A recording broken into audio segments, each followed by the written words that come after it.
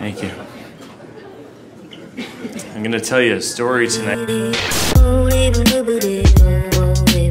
In his one-man show, Sleepwalk with Me, Mike Birbiglia tells a story. And like most storytellers, he strives to hold your attention. This can be very difficult to do sometimes. There are any number of reasons why someone might lose interest or lose focus, but there are a handful of tools that you can use to direct people's attention. And Mike Birbiglia is an expert at using these tools. You see, our attention is like a little spotlight that trails from thing to thing and subject to subject, but it can get distracted really easily. As a storyteller, Mike Birbiglia has to direct your attention to the story he's telling. Not only that, but he has to direct and maintain the attention of an entire crowd. In these first 3 minutes of the show, he does this by immediately grasping the audience's attention and putting the story in terms of an event and memory in their own life, using the phrasing, your life instead of my life. He wastes no time peppering in a few jokes to loosen up the crowd, but he can't just go straight into the story he wants to tell.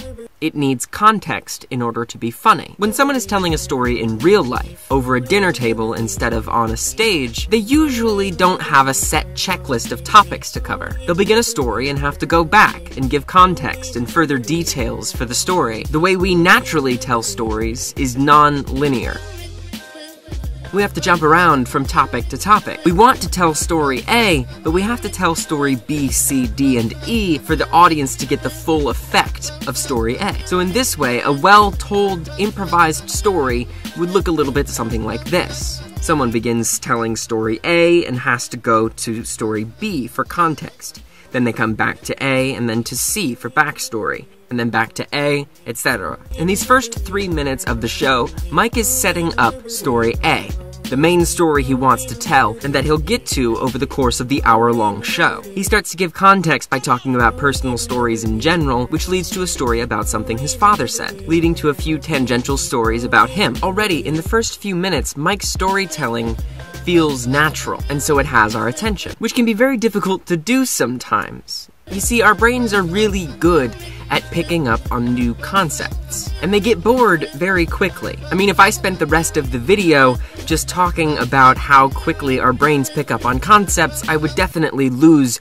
your attention. So entertainers and comedians like Mike Birbiglia have to time very carefully when they give you new information. They can't give you only new information. This would feel like you're reading from a textbook. People would get confused, and no one would have any time to revel in the jokes or the backstory. So you end up with an entertainer working with new information in conjunction with callbacks. I had always heard about callbacks, but I had never gotten one. A callback? A callback is a reference to already solidified information. It's a nice respite from learning new bits of a story, and it connects to a memory that you know the audience has. This is why comedians use it so often. It makes your audience feel like they're a part of an inside joke, and this causes them to connect deeper with your story. The first 3 minutes of Sleepwalk with Me are spent mostly on exposition, with a bunch of new information, as to be expected at the beginning of a show. But even within all of that, by the 3rd sentence, Mike is using callbacks, relating back to the creepy dentist story in the 2nd sentence for the 3rd one. A callback can make an audience member feel very comfortable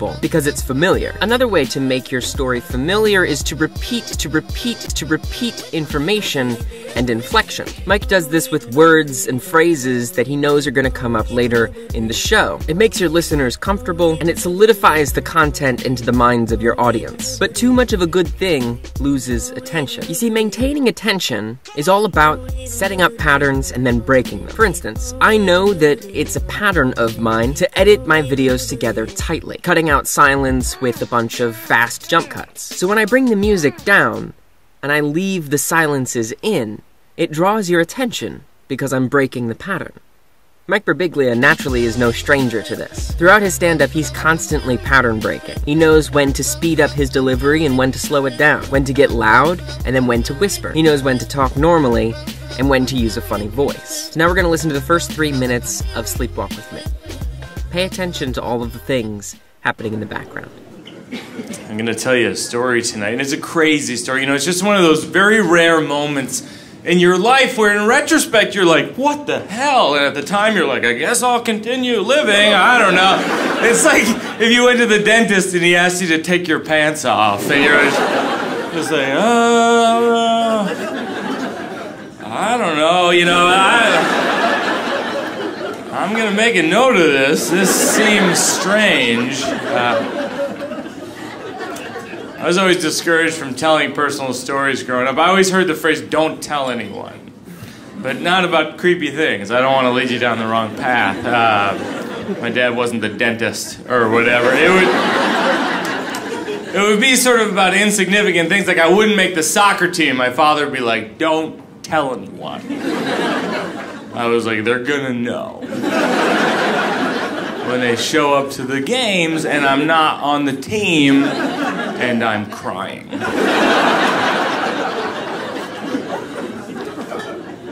One time I confronted my dad about this, which is tough with my dad because he's a very serious guy. He's a doctor, he's a neurologist actually. And he always sits in this one armchair in our house and reads these thick books. My dad goes through war novels like I go through boxes of Cinnamon Toast Crunch. Quickly and aggressively, passionately, and he's just the kind of guy who knows stuff, which is intimidating for someone like me who knows nothing. Because my fear when speaking with someone who knows stuff is that it'll reveal and accentuate that I know nothing. And obviously, I don't know nothing. You know, no one knows nothing. It's just the levels of things we know are very different. You know, my dad knows about the hemispheres of the brain. And I know that if I spill Diet Coke on my laptop, it probably won't start again, you know? And that's why my dad was so disappointed that I became a comedian. You know, he worked his whole life to send me to college so I would learn stuff. And I didn't. And I got a job making fun of him in front of strangers. So that whole plan kind of backfired. But one time I built up the courage to ask him, I say, hey, how come you play everything so close to the vest? And my father says, the more people know about you, the more they can use it against you.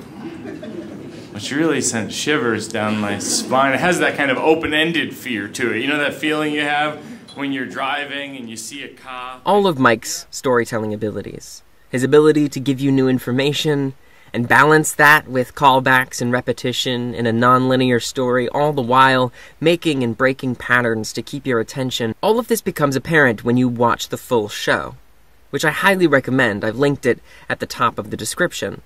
But it only just scratches the surface of all of the intention behind holding your attention. Thank you for watching. I'll see you next week.